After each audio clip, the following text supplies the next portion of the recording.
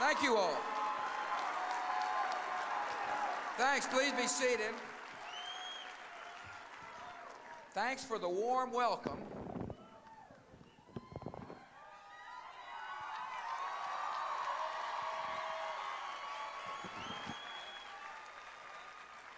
It is nice to be back in Tucson. The last time I was here, remember we were up dealing with forest fires. And hopefully the healthy forest legislation that we got passed, thanks to the help of John and John and members of the Arizona congressional delegation, will help us preserve this valuable national treasure. I'm here today to talk with some distinguished citizens from your state about Social Security. Before I do so, I'd say I've got some other things I want to talk about. First, I want to talk about how much I enjoy working with Senator John McCain. I appreciate the job he's doing for the people of Arizona. And I appreciate Senator John Kyle from the great state of Arizona.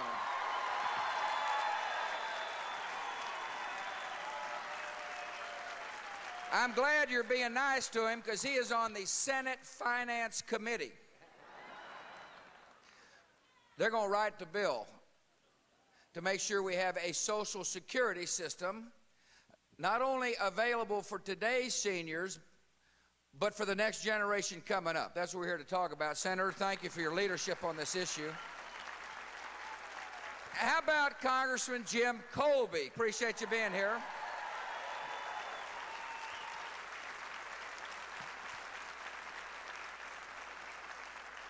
Jim Colby has taken a lead on this issue as well. He's doing something that needs to happen. He's reached across the aisle. He has found a Democrat partner to help come up with some ideas as to how to make sure Social Security is strong for generations to come. I'm proud of your leadership, Jim. I want to thank you. He said he's been working on this issue for quite a while.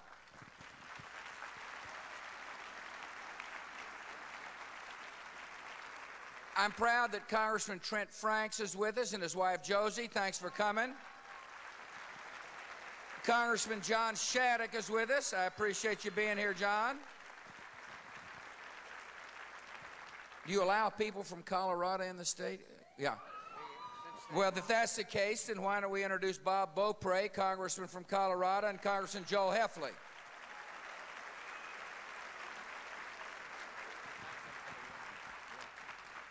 McCain said, thank you for the water.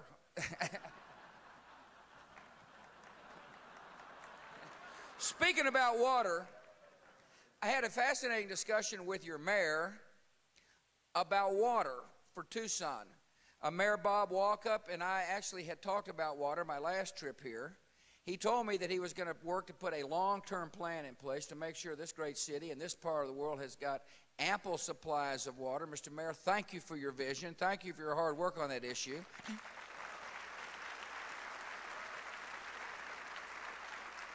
I'm proud we got folks from the State House here. Secretary of State Jan Brewer is with us. Madam Secretary, thank you for joining us. Good to see you again. President of the Senate and the Speaker of the House are with us. We're honored you all are here. Thanks for coming. Good to see you men again.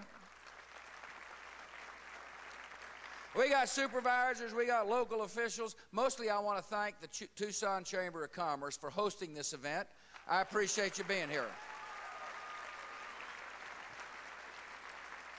Steve Touche and Jack Kramer, I'm honored that you all would, and the chamber members for inviting us to come and have a dialogue about a really important issue, which I'm working my way toward.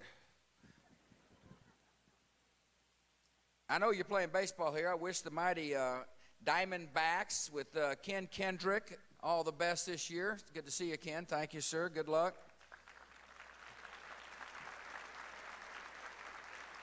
Russell Gursky is with us. Russell, thank you for coming. Russell, why don't you stand up? Hold your applause for Russell. Russell, you right there. Oh, there he is. Sorry. This Russell Gursky. He came to the airport. He is a volunteer. 91 years old, still volunteering with the RSVP program to provide help at the Tucson Police Department. I'm honored for your service. Thank you for volunteering, sir.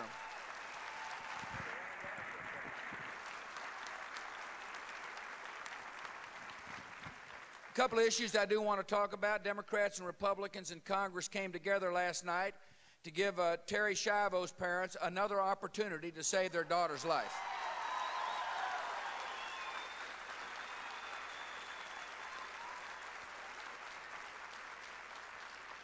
This is a complex case with serious issues. But in extraordinary circumstances like this, it is wise to always err on the side of life.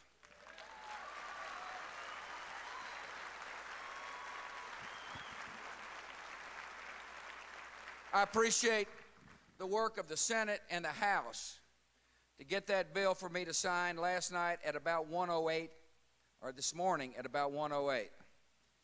I also want to say something about the freedom agenda. I appreciate the strong support of Senator McCain, Senator Kyle, members of the congressional delegation for understanding that everyone desires to be free, that deep in everybody's soul is the desire to live in a free society. And they also understand that free societies are peaceful societies, and that if you're interested in a peaceful world, which we're interested in for our children and our grandchildren, the best thing to do is to spread freedom, which is precisely what is taking place. So I want to assure you that over the next 4 years, we will work with our friends and allies to encourage those who live under tyranny to be bold and confident and to follow their hearts. We'll work with friends and allies to make the world a more peaceful place by spreading freedom. And freedom is on the march. Just think about what has happened in Afghanistan, for example. Millions went to the polls after they were shackled by the Taliban. We acted in our own self-interest. We upheld doctrine that said if you harbor a terrorist, you're equally as guilty as the terrorist. As a result of our action in self-defense, in defending America, millions of people in Afghanistan are now free. The first voter in the election was a woman.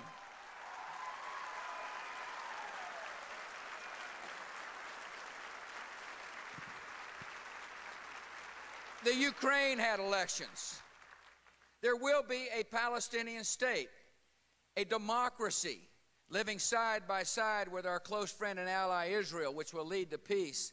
And then in Iraq, millions went to the polls in spite of the terrorists, in spite of the threats. You know why? People long to be free, and if just given a chance, they'll take the risks necessary to be free.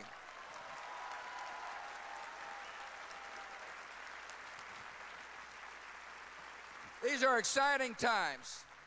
These are exciting times, and I appreciate so very much working with people in the United States Congress who understand the deep desire for all souls, regardless of religion or where they live, to realize the greatest gift the Almighty can provide, and that is freedom to each man and woman in this world. I got one other issue I want to talk about. I appreciate the fact that our economy is growing. You've got I think about a 4% unemployment rate here in the great state of Arizona. That's a good sign. People are working. Today, more people are working in America than ever before in our nation's history. And I want to thank the entrepreneurs who are here and the small business owners and the dreamers and doers and job creators.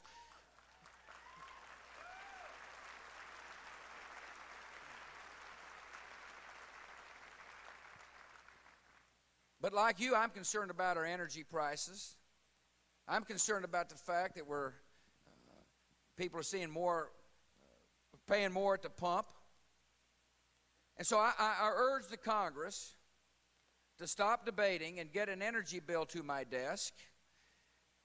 We need an energy bill that encourages more conservation, an energy bill that works on renewable sources of energy, an energy bill that modernizes the electricity grid, an energy bill that allows for environmentally safe exploration for natural gas in our own homeland. We do not need an energy bill that provides tax breaks for oil companies.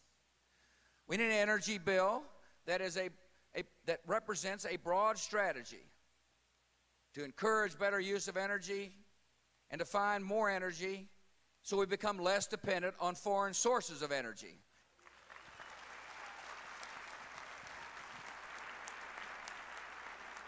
Now, let me talk about Social Security. First of all, right off the bat, I want to tell you, one of my predecessors did a smart thing. Franklin D. Roosevelt did a good thing in creating the Social Security system. The system has provided a safety net for millions of seniors. I want you to hear, you'll hear it more than one time. If you're a person now receiving a Social Security check, nothing will change for you. This United States government will keep our promise to people who have retired or near retirement. Nothing's going to change. I don't care what the flyers say. I don't care what the ads say. I don't care what the political rhetoric says. If you're getting a check, nobody is going to change the system for you. And that's important for you to hear. Listen, I can understand people being nervous about a Social Security dialogue. You know, sometimes that just means because Bush and McCain and others are talking about it, that means somebody's going to take my check away. It's just not going to happen. The system, the safety net is in good shape for people born prior to 1950. There are holes in the safety net, however, for a generation of Americans coming up, and I'll explain to you why. The math has changed.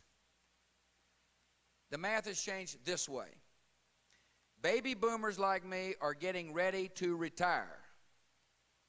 And there's a lot of us. I turned 62 in 2008.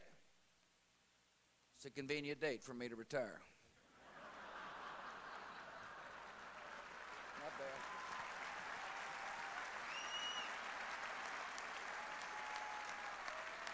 We're living longer. We are living a lot longer today than people were living when Franklin Roosevelt created the system. You've got a lot of us, baby boomers, getting ready to retire, and we're living longer.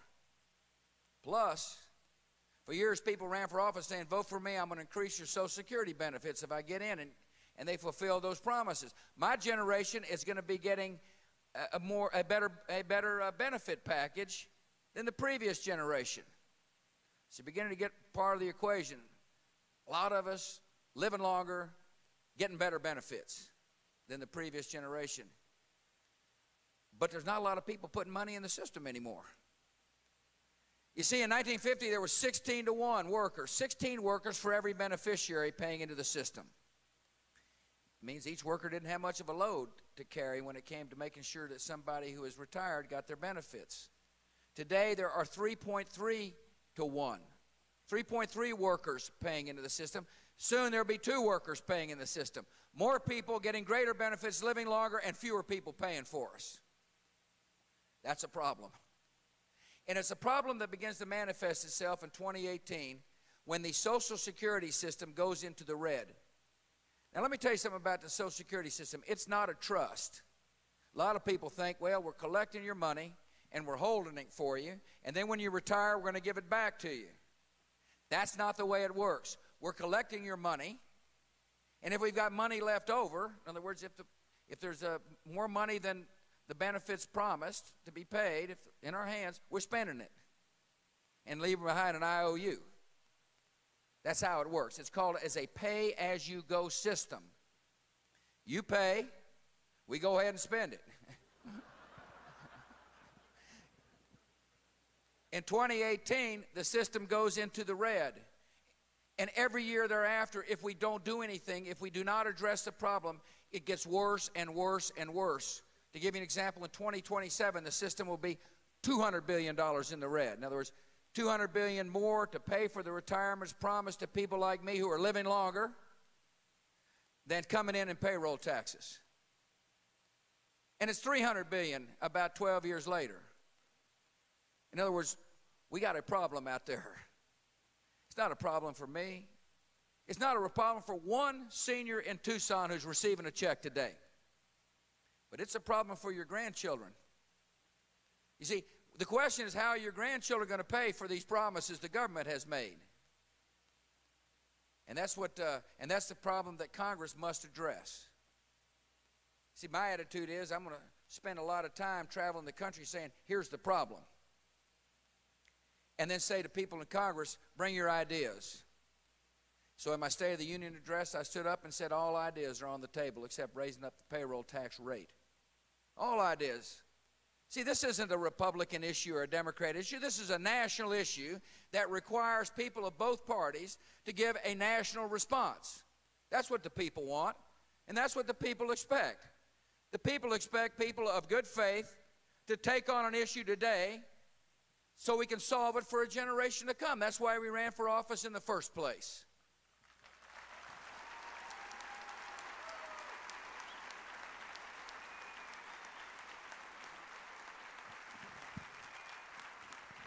A couple other points I want to make. Laura told me, by the way, she's doing fabulous. I'm a lucky man to have married Laura Bush. She just said, make sure you remember there's others on the stage you need to talk to. In other words, keep it short. But I'm just getting wound up. I've got a couple other things I want to share with you.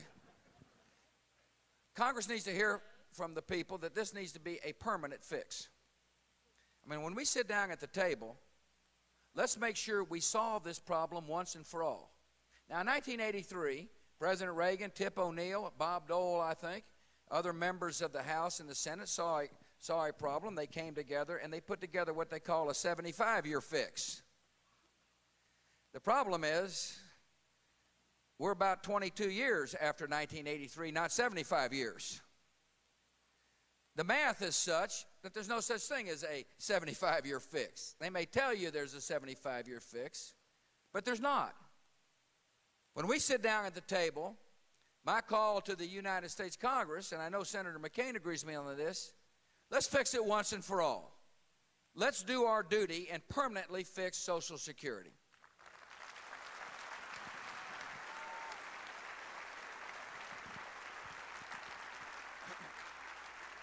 I want to share one other idea with you, and then we're going to talk to our panelists here. It's an idea that I know that has been in the news.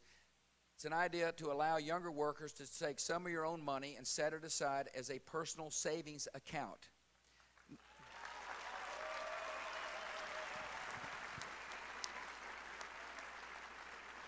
Let me tell you why I like this idea. First of all, it's voluntary. Nobody's saying to a younger worker, you must set aside a personal savings account. We're saying you can if you want to. Take some of your payroll taxes and put it aside. After all, it's your money to begin with.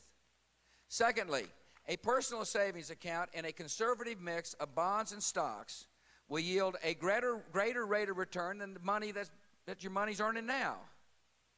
And that's important because over time that money grows. Over time, there's a compounding rate of interest. Let me give you an example.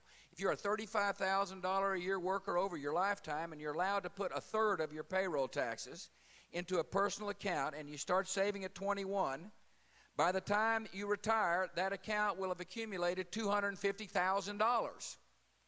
That will help you with retirement.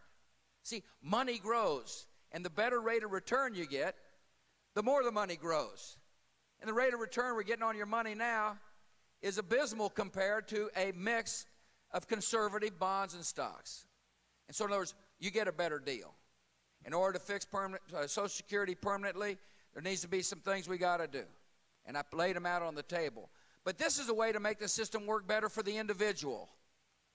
And I think we need to be thinking about the individual when it comes time to making the Social Security system work better. Because if you allow a person to take some of their own money, and it compounds with a rate of interest, it means the nest egg that person's going to have is going to be more closely tied, more closely resemble that which the promise the government can't keep.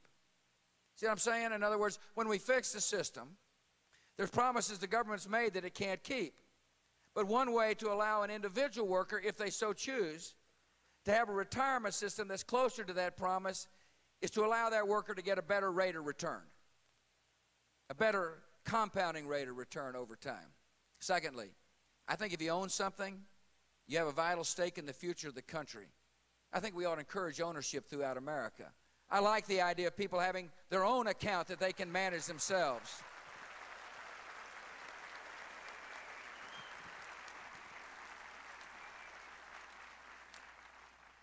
Thirdly, I like the idea of people from all walks of life being able to own an asset and pass it on to whomever they choose.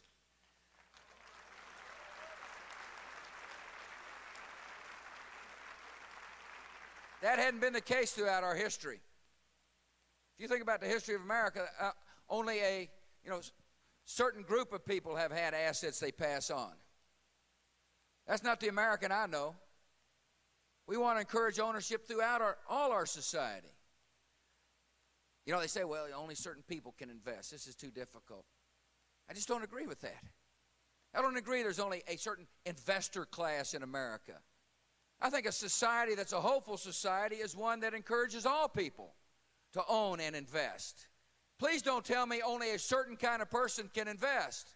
You know how I know that that's not the case? We got this kind of plan already in place. The Federal Employee Thrift Savings Plan. I'm not here on stage inventing something new. I'm here saying if this is good enough for federal employees to be able to take some of their own money and set it aside in a conservative mix of bonds and stocks, that it ought to be good enough for the worker who doesn't work for the federal government.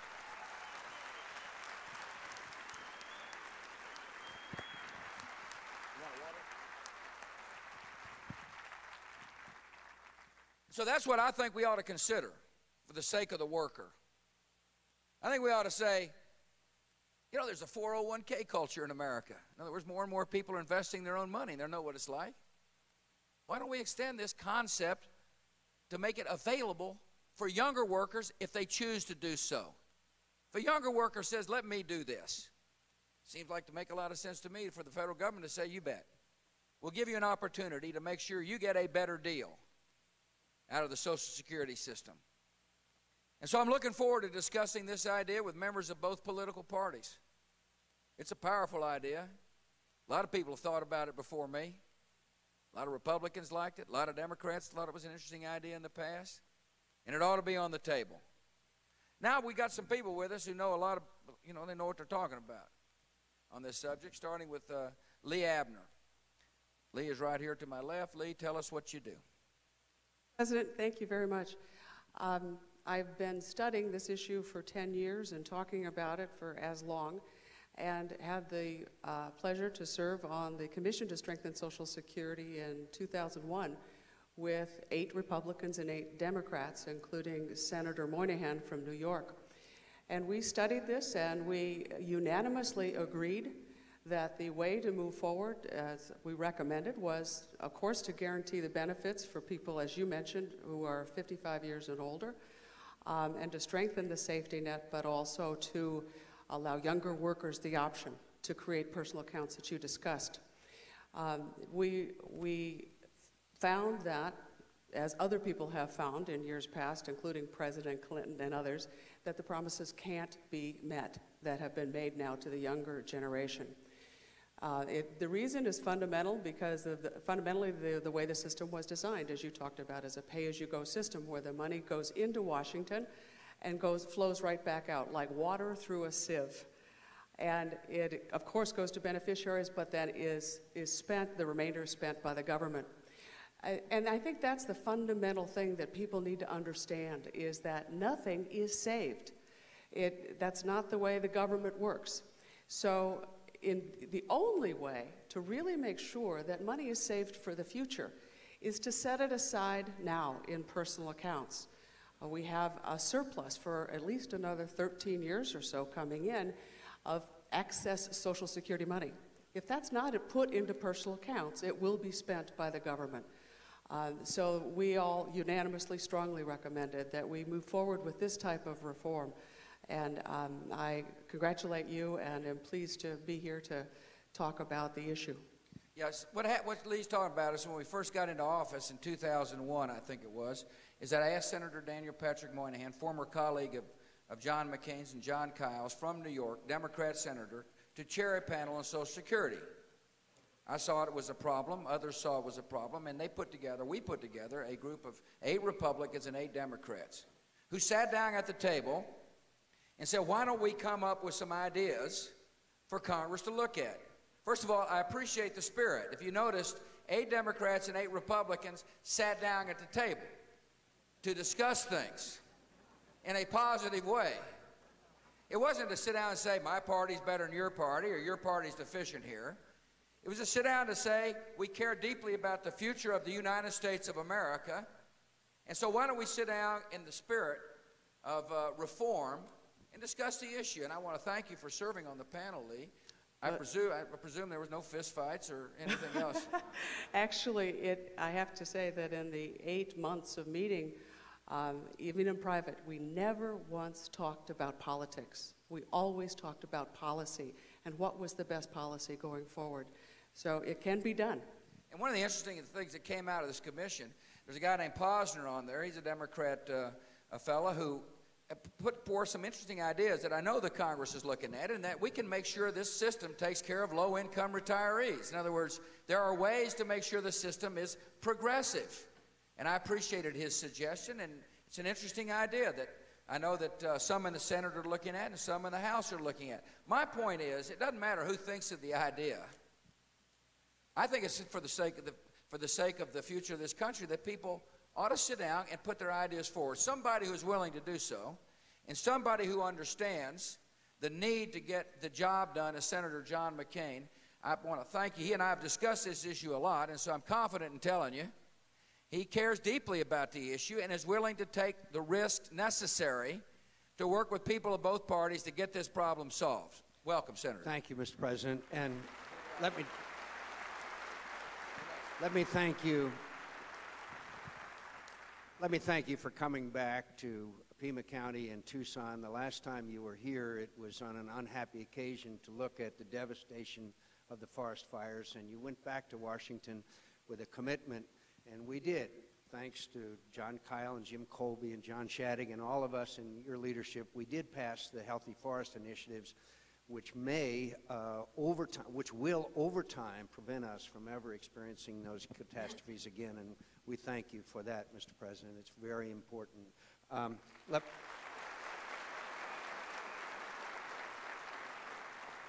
Very difficult for a senator to be brief, but I'll do my best. I would like to comment on the President's opening statement about freedom and democracy. I travel a lot around the world, usually at your expense, and I came back from a trip to Iraq and Afghanistan, and I want to tell you, Mr. President, it's phenomenal. It is phenomenal what's happening. When millions of people in Iraq went to vote, as long as I live, I'll never forget a young man in Iraq who put his arm around a suicide bomber and gave his own life so that others might participate in the fundamental and wonderful right. Your visionary inaugural speech articulated what is happening around the world today in Georgia, in Ukraine, even in Saudi Arabia, Egypt, Afghanistan. Now we can see prospects for peace in the Middle East between the Israelis and the Palestinians. It's remarkable, and it's a legacy that I think you can be extremely proud of, Mr. President.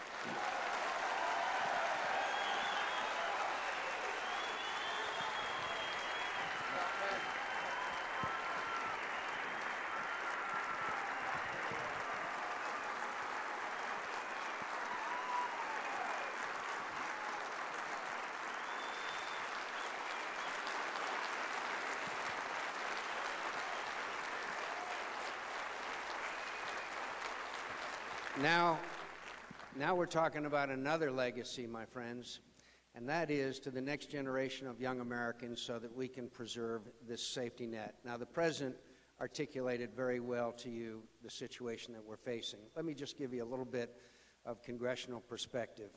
Yes, we've had proposals. Jim Colby, as you mentioned, has a proposal.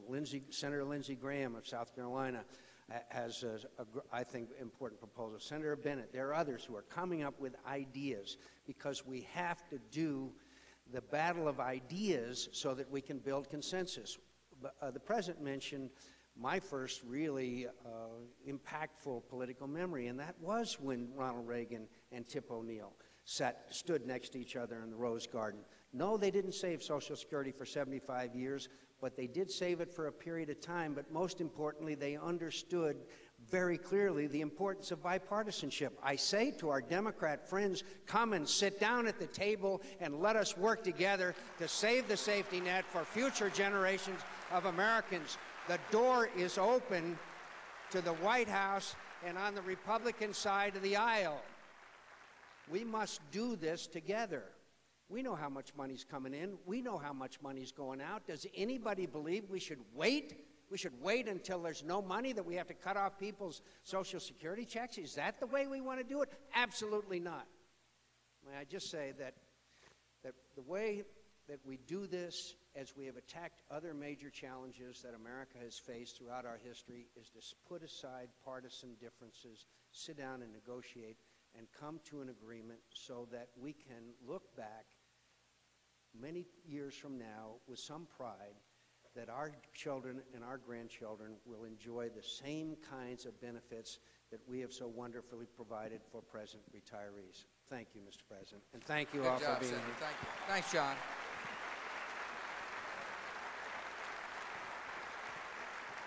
Joan Richardson. Joan, thank you for joining us.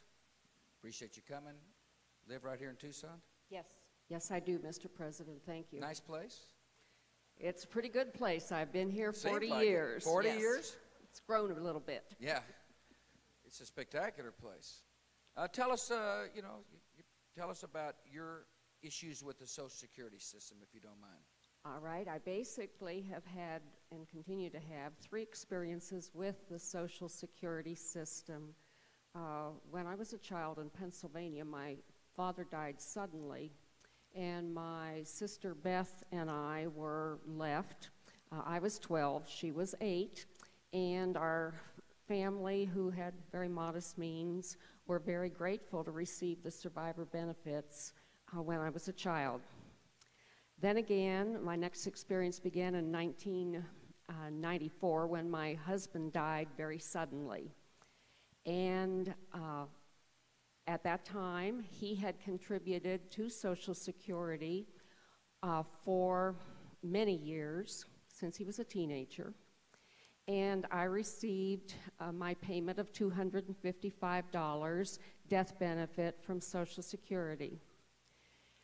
During the next year, I learned that as the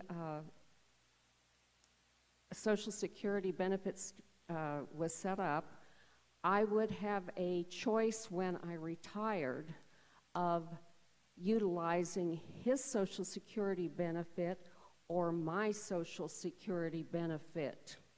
But not both.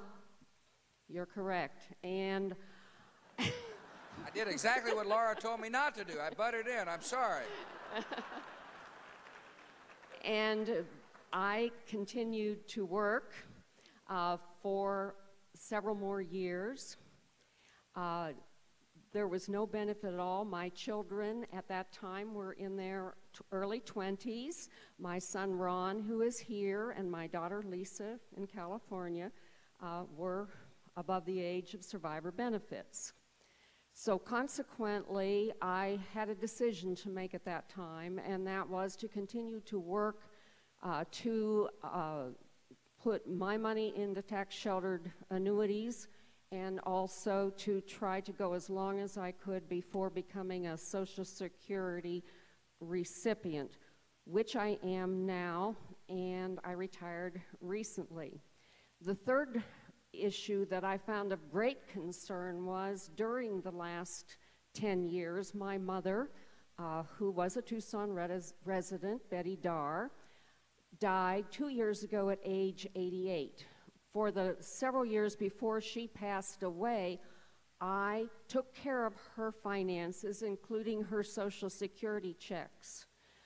She had a modest income. My sister and I helped her for several years, paying for where she lived, and so it was impacting us as children.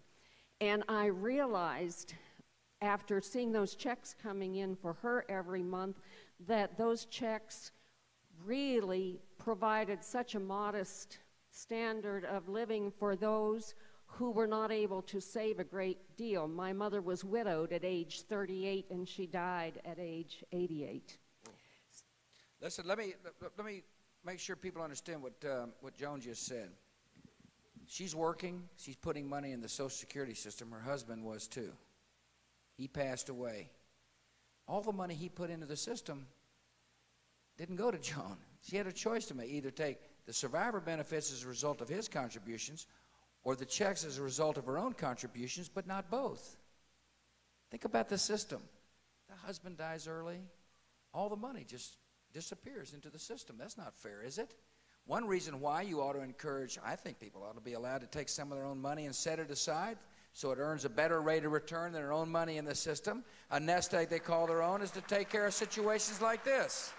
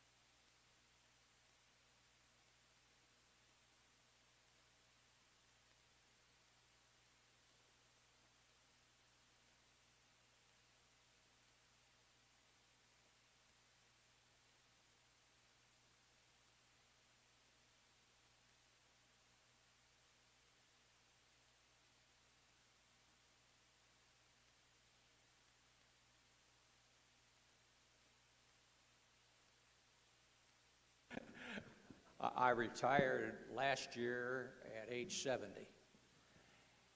40 years ago, I did not expect that Social Security would be important to me. I wasn't thinking that way at that age. Today, I'm very grateful to have that safety net. But I'm also fully aware, sir, that this is not about me. It's about the 30-year-olds today and the children and the grandchildren today, of which I'm happy to say that two, wherever they are, Heather and Alicia. Don't hide now. Oh, there they are back. Lousy seats. Wait a minute. You thought they would have got a better seat with grandfather up here starring the way he is?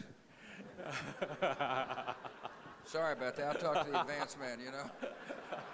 Blame it on the chamber.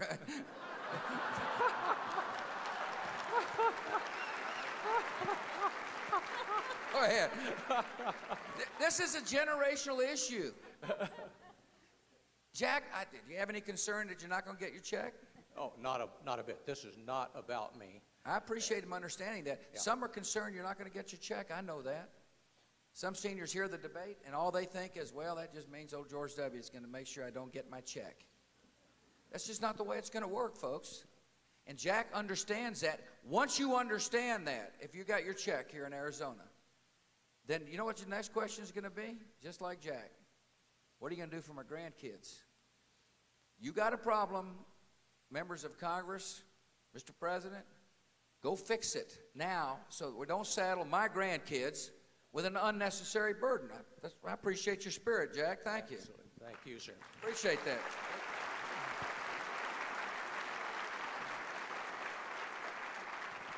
And if I may, Please. I appreciate you, sir, for your dedication and perseverance in taking on the hard issue, such as updating Social Security.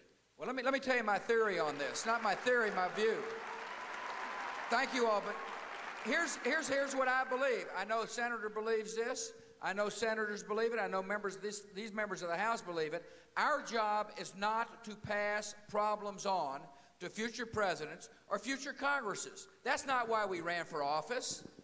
We ran for office and we said to the people, when we see a problem, in good faith, we will work together to solve it. That's what we said. This is a problem. Now is the time for members of both political parties to work together to solve the problem, so that a person like Jack says to members of the Congress, both parties, job well done. You've done what we expected you to do. Thanks, Jack. You ready, Mary Margaret? Mary Margaret Raymond, welcome. Thank you very much, I Mr. President. appreciate your being here. My great pleasure. Well, that's a lot of fun, isn't it? It's not exactly what you thought you'd be doing last week, is it? Yes. Yeah, well, it was. Okay. Shows you what I don't know. I'm 84 years old, and I've lived in Tucson 80 years. And Hold on for a minute. 80 years? Yes. How many 80 people lived back 80 years ago? Well,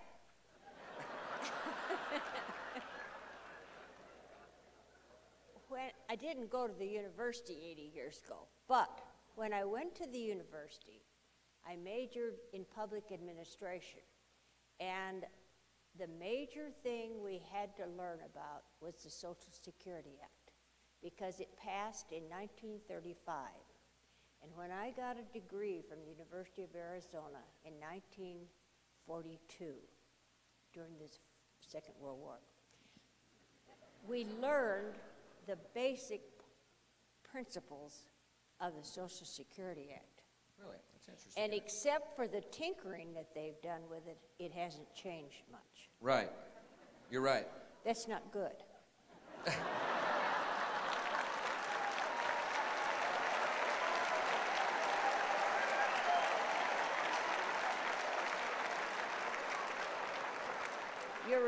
Your refrigerator is changed.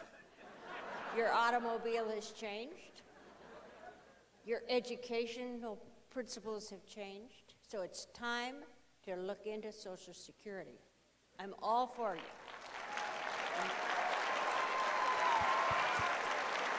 Now,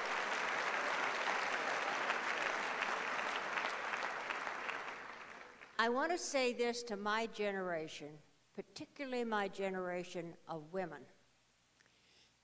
The President and everybody else concerned with this have said, if you're 55 years old and older, it's not going to make any change in what you get from the Social Security.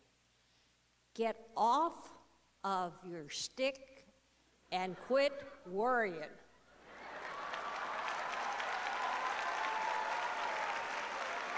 What a waste of time. Get busy and learn about it. Sounds like you were well educated at the university. Are you pulling for the Wildcats in the basketball You bet tournament? I'm for the Wildcats. I'm a darn good Wildcat. I think that the Social Security Act, along with a lot of other things, has many good points, but it needs to be updated. I appreciate And that. I think you are the person that can do Yes, it. ma'am. Well, I'm going to give you my best.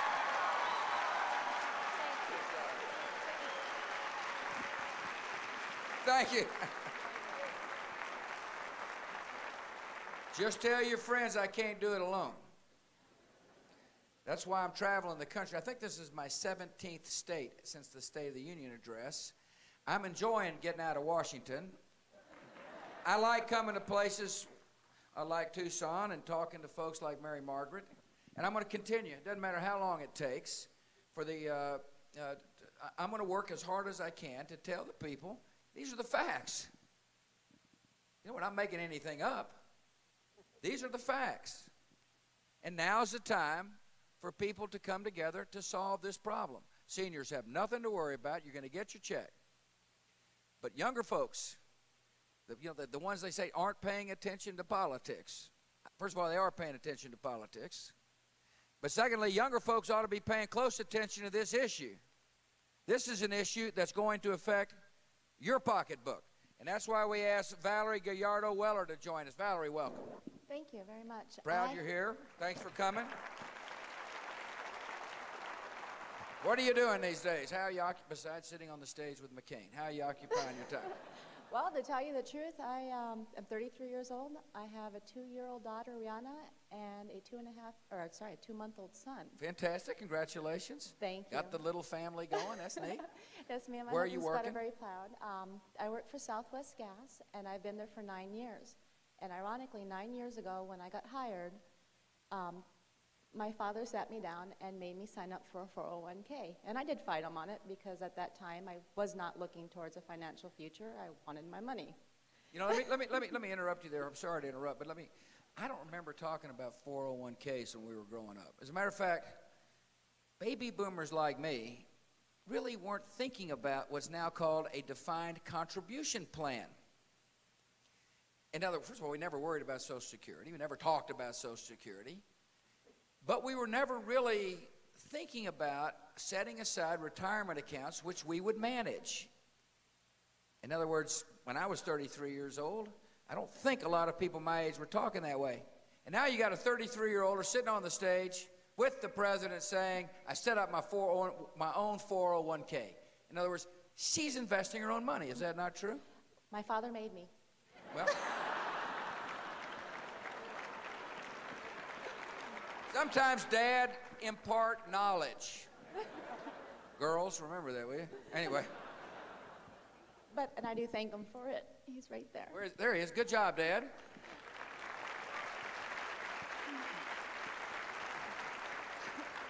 However, You're just warming up. You're doing good.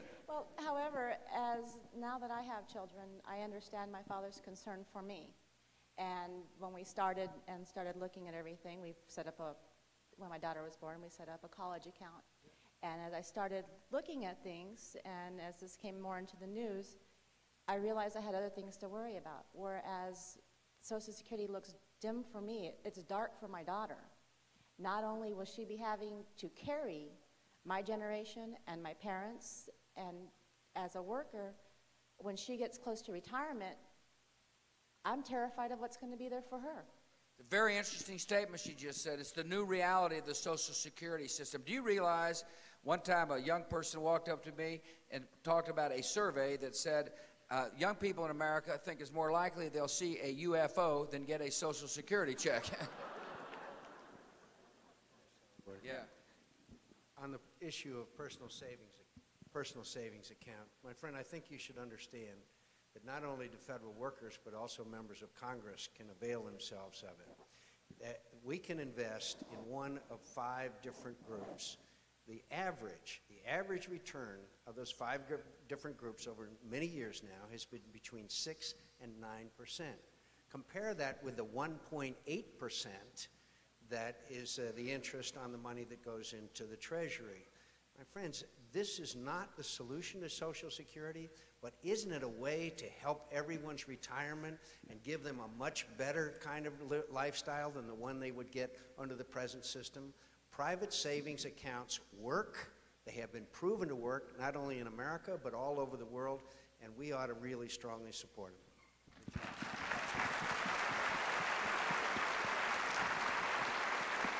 In other words, what the senator said is you can't take your money and put it in the lottery. You got a lottery here? You do, yeah. Well, you can't use it in the Arizona lottery. You put it in a conservative mix. In other words, there's a range of options. I don't know. I mean, you're comfortable with that concept? Actually, I am. In the 9 years that I've been putting in the maximum amount, I work for a good company that matches it. Yeah. And I'm thankful to Southwest Gas for that. But I've seen, even with the country and the economy going up and down, I've seen a positive rate of return. And do you get a quarterly statement, or how do you catch up with? I do get a quarterly statement, and I can see where things are moving, and it's long term. My 401k is not something I'm putting in for now. It's long term. So, from what I understand, your plan pretty much does the same thing. Well, absolutely. You can't. In other words, if this is a part of a personal accounts are part of the Social Security, you can't pull your money out until it comes time to retire, and then you can't pull out the capital. You pull out the interest, and you live on it. And then you leave your money to whomever you want. That's the way it works. It is a long-term hold. How about the idea of younger folks on a quarterly basis watching their asset base? Now think about that. Doesn't that make sense for Americans all across this country to open up their mail and say, What's their assets? Here's my worth. This is a real asset as opposed to a promise that the government may or may not be able to keep, but an asset. Something you call your own. And let me say one other thing. The more savings that we have available in our economy, the more money available for investment, the more money available for investment, the more our entrepreneurial spirit remains strong. And the stronger the entrepreneurial spirit, the more likely somebody's going to find a job. In other words, encouraging savings is good for our economy.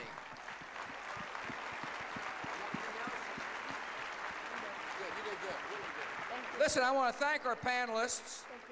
I want to thank you all for coming. I hope you found this to be as interesting a discussion as I did.